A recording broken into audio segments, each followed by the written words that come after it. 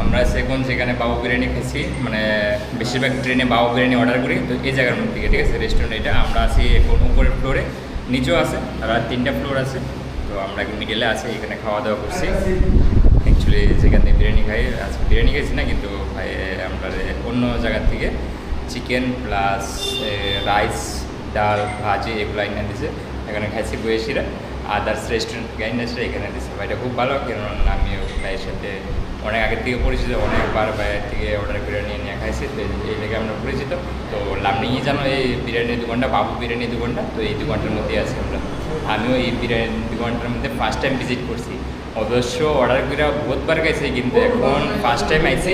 কারণ ট্রেনে যখন থাকি তখন টাইম থাকে না বেশি, তো ওই টাইমের অভাবে এই যে রেস্টুরেন্টে আইতে পারি না। তো আজকে আইসি খাওয়া দাওয়া করছি। তো খুব সুন্দর ভিউ আছে এটার মধ্যে, অনেক ফটোগুলো ক্লিক করছি, ফটো তুলছি।